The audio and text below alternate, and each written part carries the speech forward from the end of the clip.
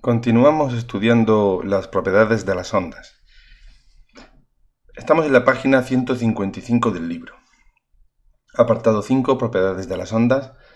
Vamos a ver primero la reflexión, que es una propiedad que consiste en lo siguiente. Cuando una onda que va por un medio de propagación llega a la superficie de separación con otro medio distinto, pues ocurre lo siguiente, y es que choca contra la superficie de separación, rebota y retrocede otra vez hacia el primer medio. ¿Vale? Lo podemos ver aquí. Por ejemplo, aquí tenemos una onda. Esto puede ser la superficie de agua. Una onda que se ha originado aquí. Este sería el foco. Aquí vemos los frentes de onda que son circulares. Y aquí hay una pared, ¿veis? Puede ser la pared del recipiente que está lleno de agua. Cuando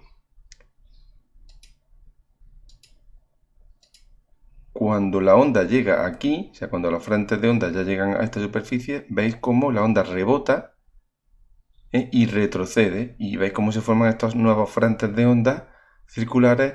Esta sería la onda de reflexión, la onda incidente y la onda reflejada, ¿vale? Bueno, aquí tenemos un esquema de lo que ocurre. Para estudiar estas propiedades utilizamos el concepto de rayo, que ya dijimos que era un concepto imaginario, es una dirección de propagación de la energía, ¿vale? Y es perpendicular siempre a los frentes de onda. Entonces aquí tenemos estos rayos azules, representarían los rayos incidentes. Se representan con la letra I minúscula, esta es la nomenclatura que vamos a utilizar. Luego hay una línea que se llama N, que es la línea normal. Se llama normal porque es perpendicular a la superficie de separación de los dos medios, que sería esta. Es decir, aquí tenemos el medio, este primer medio, este sería el segundo, ¿vale? Bien, pues esta superficie de separación y la normal, que es la línea perpendicular a la superficie de separación. Y sería el rayo incidente, que aquí han dibujado tres, y R, este R de aquí, sería el rayo o rayos reflejados. ¿Vale? Más cosas. El ángulo de incidencia, el ángulo que forma el rayo, este incidente, con la normal, es decir, este angulito que hay aquí, se llama, que es el mismo que este, ¿vale? Se llama ángulo de incidencia y se representa como I con un angulito aquí encima, ¿veis? Para representar ángulos vamos a utilizar eso, la letra con un angulito pequeño encima. Y el ángulo reflejado es el ángulo que forma el rayo reflejado con la normal, que sería este angulito de aquí, que es igual que este. Y se representa con R y el símbolo este encima. ¿Vale? Pues ya tenemos todo lo que necesitamos. Bien, ¿cómo se comporta la reflexión? ¿Qué leyes cumple? Cumple dos leyes, nada más. La primera son leyes experimentales, ¿vale? Se observan. Esto se observa que ocurre cuando se realizan experimentos de reflexión con ondas.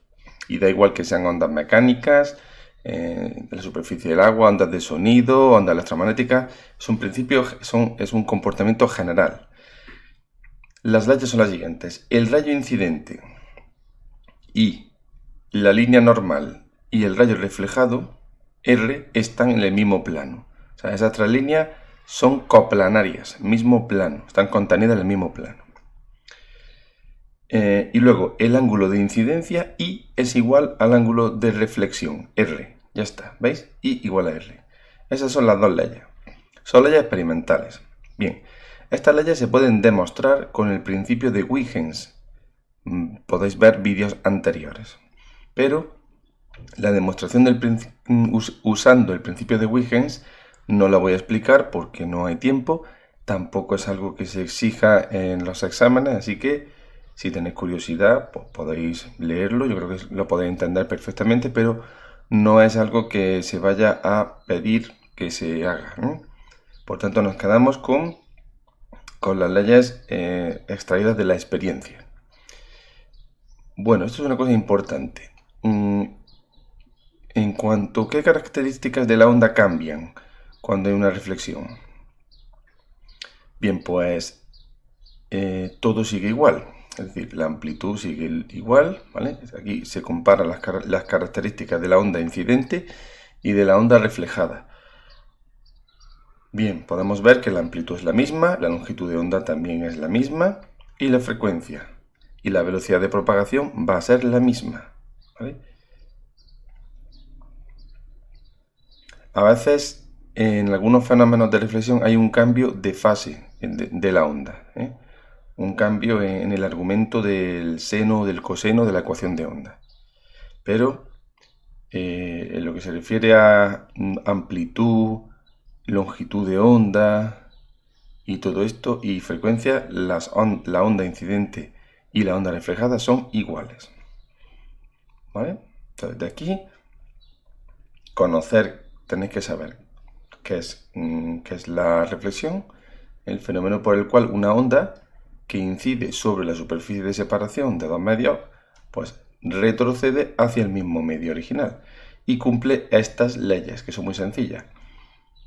Rayo incidente reflejado y la línea normal están en el mismo plano, y luego ángulo de incidencia y es igual al ángulo de reflexión, ángulo de incidencia y es igual al ángulo de reflexión R. Bien, otro fenómeno, otra propiedad de las ondas, refracción. Bien, la refracción se produce cuando una onda llega a la superficie de separación de dos medios distintos, pero en vez de reflejarse, sigue propagándose por el segundo medio. ¿Vale? Bien, como la velocidad de la onda, la velocidad de propagación, depende de las propiedades del medio, entonces va a haber un cambio en la velocidad. Es decir, la onda que iba por el medio 1 iba a una velocidad v1, cuando pase al segundo medio, v2, va a haber un cambio en la velocidad de esa onda. ¿Qué supone ese cambio de velocidad? Pues supone que haya un cambio en la dirección. Es decir, los rayos se tuercen. Los rayos de la onda, cuando llegan a la superficie de separación con el segundo medio, se desvían, ¿vale? Y esa desviación de la dirección de los rayos, pues se observa experimentalmente, bien, y también se puede deducir o explicar con el principio de Huygens. ¿Cuáles son las leyes de la refracción? Bueno, primero vamos a fijarnos cómo ocurre. Mira, aquí tenemos, vamos a mirar la figura, bueno, la A o la B. Vamos a mirar la B. El rayo incidente, que sería este azul. La normal, aquí tendríamos casi mejor nos vamos a fijar en esta parte de la figura. Rayo incidente, I, con su ángulo de incidencia y con el simbolito este, con el angulito aquí encima, ángulo de incidencia, igual que antes, igual que en la reflexión. Ángulo de incidencia, ángulo que forma I con N, con la normal. La normal sigue siendo línea perpendicular a la superficie de separación de los dos medios. Bien. Y ahora el rayo, claro, sigue por el segundo medio. No es como antes que se reflejaba, o sea, que rebotaba, retrocedía hacia el primer medio. No, ahora continúa por el segundo. Pero el ángulo I y el ángulo este de aquí, que se llama S, que sería el ángulo de refracción, cuidado con los nombres, ángulo de refracción S. Pues este ángulo S ya no es igual que I, como veis. ¿Por qué no es igual? Porque hay un cambio en la velocidad. Ese cambio en la velocidad, si cogemos el principio de Huygens, que esto está aquí demostrado, lo podéis ver. No hace falta saber la demostración, no la voy a explicar. Por lo que he dicho antes, no hay tiempo y tampoco se piden los exámenes. Pero si tenéis curiosidad, lo podéis leer y veréis cómo se entiende. Tenéis que mirar esta figura y la aplicación que hace aquí. Bueno, pues debido al cambio de velocidad hay un cambio en la dirección. Leyes de la refracción. Pues la primera ley, están aquí. Rayo incidente I normal N y rayo reflejado S. Ahora el rayo reflejado lo vamos a llamar S. No lo vamos a llamar R porque lo confundiríamos con el rayo... A ver, creo que he dicho reflejado. Rayo incidente normal y rayo refractado, vamos a llamarlo S y no R para no confundirlo con el rayo reflejado que era R, ¿vale? O sea, vamos a utilizar I para el rayo de incidencia, rayo incidente y ángulo de incidencia. Y vamos a utilizar R para ángulo de reflexión y rayo reflejado. Y ya para refractado, para ángulo de refracción y rayo refractado, vamos a utilizar la letra S. ¿Vale? Esa es la nomenclatura que vamos a utilizar en este libro, que en otro libro o en otros apuntes puede ser distinta, pero por coger esta, la del libro, es esa. I, R y S. Bien, pues la primera ley es que rayo I, normal N y rayo S están en el mismo plano. Son tres líneas coplanarias, contenidas en el mismo plano, las tres, ¿vale?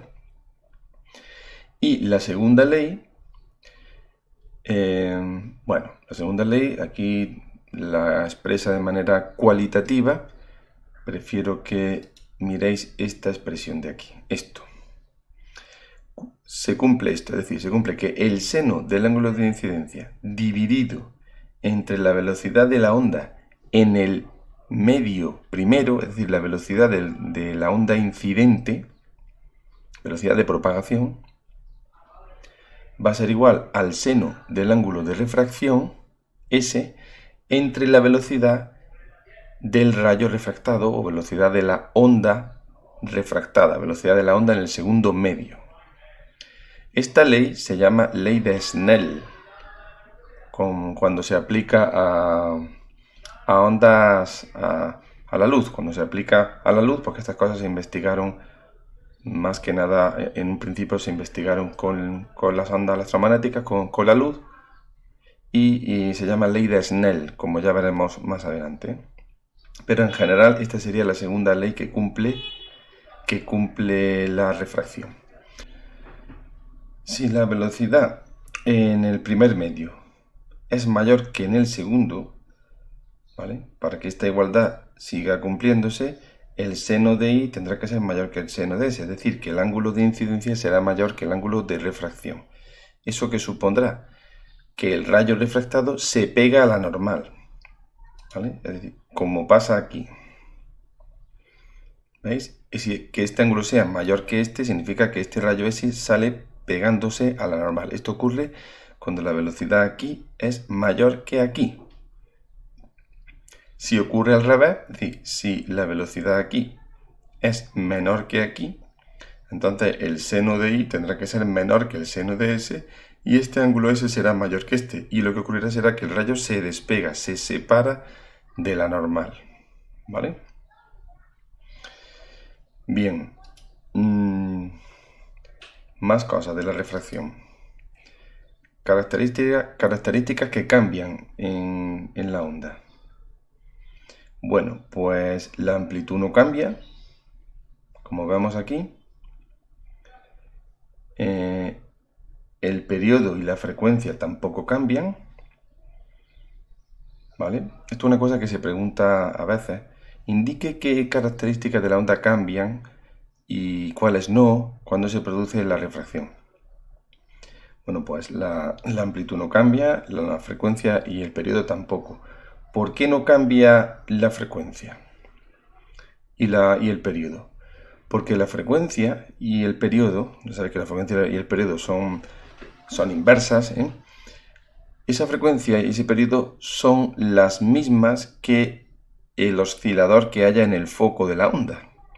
Es decir, toda onda se origina en un punto que se llama foco, que será un oscilador. Si es una onda mecánica, será un oscilador armónico, ¿vale? Mecánico, y puede ser pues, una partícula o Sí, una partícula que se mueve con un movimiento armónico simple. Ese movimiento armónico simple tiene una frecuencia, ¿vale? Y esa es la frecuencia de la onda. Si el oscilador armónico ese está aquí en el medio primero, pues la frecuencia de la onda aquí es la misma que aquí, puesto que esa frecuencia, cuando la onda esté en el segundo medio, la frecuencia sigue siendo la misma que la del foco y el foco está en el primer medio, ¿vale? Esa sería la explicación que se daría al por qué no cambia la frecuencia. Porque la frecuencia es la del oscilador que está en el foco y que tiene una frecuencia determinada que es la misma que tiene la frecuencia de la onda. Pues ya sabemos que la onda es la propagación de ese movimiento. Bien, si se trata de una onda electromagnética, pasaría lo mismo. Esa onda electromagnética estará producida por una carga que oscila con determinada frecuencia, ¿vale? O sea, en el foco habrá un generador de ondas, de ondas electromagnéticas, que consistirá en cargas que se mueven con una frecuencia. Entonces, esa frecuencia es la frecuencia de la onda electromagnética, es la que tiene ese oscilador electromagnético. Bien, que está en el primer medio. Bueno, lo que sí cambia, atención, es la longitud de onda. ¿Por qué? Porque ha cambiado la velocidad. La velocidad de la onda hemos dicho que es una función de las características del medio en el que estamos. Por ejemplo, la velocidad del sonido no es la misma en el aire que en el agua, ¿vale? Porque las características mecánicas del aire son distintas de las del agua. La velocidad de la luz es distinta también en el aire que en el agua, que en el vidrio, porque las características electromagnéticas, es decir, la constante dieléctrica epsilon y la permeabilidad magnética mi del medio son distintas, ¿vale? Eso es importante. La velocidad de propagación de una onda depende del medio en el que se propaga, ¿vale? Bueno, pues si hemos dicho que en el segundo medio cambia la velocidad, recordáis que la velocidad es la longitud de onda por la frecuencia, ¿vale? De modo que la longitud de onda es la velocidad partido la frecuencia. Si la velocidad aumenta, la longitud de onda aumenta. Si la velocidad disminuye, la longitud de onda disminuye. Porque la frecuencia hemos dicho que no cambia, ¿eh? ¿Veis? Aquí lo dice. Si la onda se propaga a menor velocidad, aquí esta velocidad es menor que esta. ¿Cuál es el resultado? Que la longitud de onda cambia. ¿Vale? El periodo no, sigue siendo el mismo.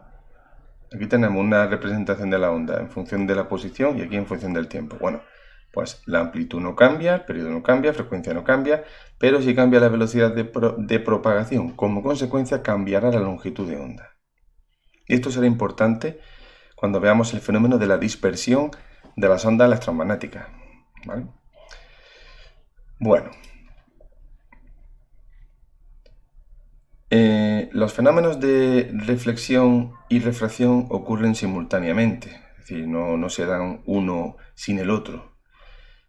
Ocurre lo que hay aquí, es decir, tú tienes un rayo de luz incidente que va por el aire, llega a un bloque de vidrio, ¿veis? Pues hay una parte de la luz que se refleja y otra parte que se refracta. Es decir, es un fenómeno, los fenómenos de reflexión y refracción suelen darse simultáneamente. Hay algunos casos en los que no, como ya veremos cuando estudiamos estas propiedades aplicadas a la luz, fenómenos en los que se da reflexión total, pero casi siempre coexisten estos dos fenómenos. ¿Qué pasa con la energía? Pues la energía que lleva esta luz incidente o esta onda incidente, una parte se refleja y otra se refracta. Y se tiene que cumplir la conservación de la energía, eso siempre, ¿no? Vale. Pues eso en cuanto a reflexión y refracción, la difracción ya la estudiamos. Ya sabéis, de esto solo hay que conocer las leyes de la reflexión, refracción, y esta ley es cuantitativa, puede servir para hacer cálculos.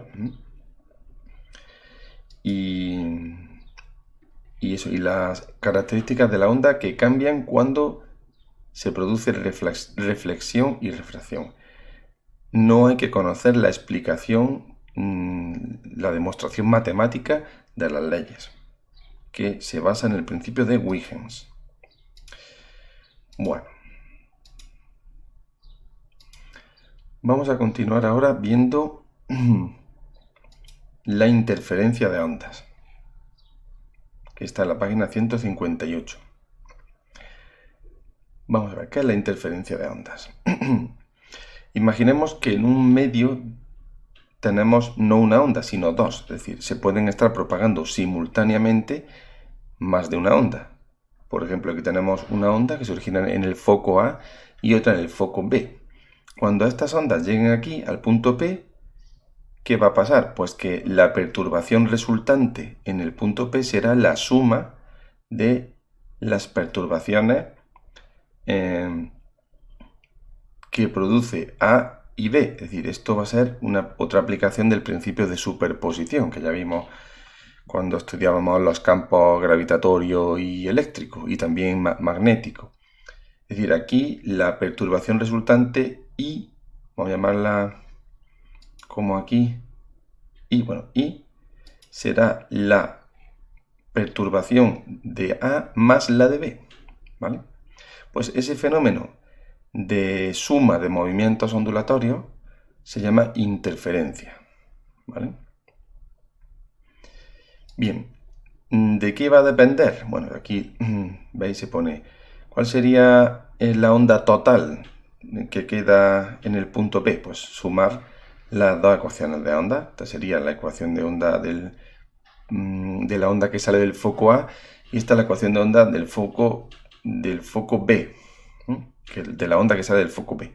¿Qué es lo que cambia? Bueno, vamos a suponer que las dos ondas, que no tendría por qué, pero podemos suponer vamos a suponer que tienen la misma amplitud, misma frecuencia, misma longitud de onda, misma velocidad de propagación, caso más sencillo, y lo que cambia, ¿qué es? Pues la distancia, x1 y x2. ¿Vale? Entonces, pues vamos a aplicar esta propiedad de las razones trigonométricas. El seno, esto se va a usar mucho, aquí y en ondas estacionarias, que es un tipo particular de interferencia. El seno de alfa más seno de beta se puede poner como el doble del seno de la semisuma por el coseno de la semidiferencia. Bien. Pues si a esto lo llamamos alfa y a esto beta, y aplicamos esta propiedad, se opera, ¿veis? Y el resultado sería, bueno, pues sería esto de aquí. Esta sería la onda total que sale en el punto P, la onda de interferencia. Bueno, ¿de qué va a depender? ¿O qué cosas llaman la atención? Bueno, aquí debería de poner omega t menos kx2. No sé si en vuestro libro impreso aparece o no. Aquí en la versión digital se ha perdido, ¿vale? Bueno. El resultado es que la onda que hay como suma de las dos ondas anteriores, mirad que tiene una parte que podemos llamar A', que nos dice cuál es la amplitud de esa onda. Esa amplitud, si os dais cuenta, depende de la diferencia de distancia, se llama diferencia de camino, que haya recorrido la onda. Es decir, depende de x2 menos x1. Esta es la diferencia de camino. O sea, el resultado de la onda que hay aquí va a depender de la diferencia de camino de las dos ondas que interfieren. ¿Vale? De manera que habrá puntos donde la interferencia es constructiva, es decir, esas ondas, si el coseno de esto es más menos 1, pues nos va a salir una amplitud máxima que será el 2 veces A. Es decir, la amplitud mayor que pueda haber es 2 veces A. Esto ocurrirá cuando esto de aquí sea n veces pi, ¿no? El coseno es más menos 1 cuando el ángulo es npi, pues 1pi, 2pi, 3pi, etc. ¿Veis? Entonces se va el pi, se va el 2, tal, y nos queda que cuando x2 menos x1 sea un número entero de longitudes de onda, porque ya sabéis que k es 2pi partido por lambda, cuando esto suceda, la interferencia es constructiva y el resultado de la onda será valor máximo. Sin embargo, esto también puede valer 0. ¿Cuándo valdrá 0? Cuando esto de aquí dentro, cuando el argumento del coseno sea un número impar de a veces pi medios, es decir, pi medios, 3 pi medios, 5 pi medios. Cuando eso ocurre cuando x2 menos x1 es igual a 2n más 1 por lambda media, es decir, un número impar de semilongitudes de onda. Y ahí la interferencia será 0, es decir, al sumar las dos ondas nos va a salir 0, no va a haber onda resultante. Y luego, cuando x2 menos x1 tienen otros valores, pues el resultado de la amplitud esta A', pues oscilará entre menos 1 y 1, ¿no? Y su valor irá entre menos 2A y 2A. Bueno, esto no hay que conocerlo con detalle, no se os va a pedir que demostréis esto ni nada de eso, simplemente saber lo que es la interferencia, y que el valor de la interferencia, el valor de la onda resultante va a depender de la diferencia de camino, es decir, de x2 menos x1, de la diferencia de recorrido que hayan hecho las ondas que interfieren. Y que hay puntos donde la interferencia es constructiva, es decir, donde las ondas se refuerzan, la amplitud resultante es mayor, bueno, sería el doble de la amplitud de cada onda individual, y hay puntos donde la interferencia es destructiva en el sentido de que las ondas se cancelan, se anulan, ¿vale? Todo esto, claro, para ondas que tengan la misma amplitud, misma frecuencia, misma longitud de onda, ¿eh? Ya si cambiamos la amplitud, la frecuencia y la longitud de onda, pues las cosas se complicarían. Bien, y serían distintas. Aquí estamos restringidos al caso en que sean iguales, ¿vale? Sean iguales a eso, la amplitud, longitud de onda, velocidad de propagación, todo esto.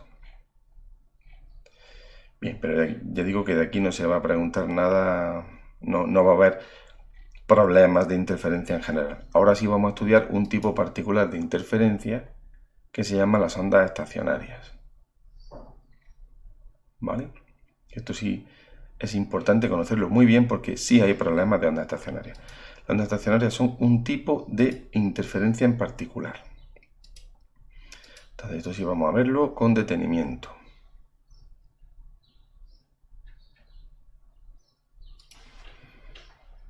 Pero eso ya lo vamos a hacer en otro vídeo, porque este vídeo que estoy haciendo ya tiene casi media hora de duración y no se recomienda que los vídeos educativos duren más de media hora. Así que, pues ya en un vídeo próximo lo dedicaré solo a ondas estacionarias y a problemas de ondas estacionarias. ¿Vale?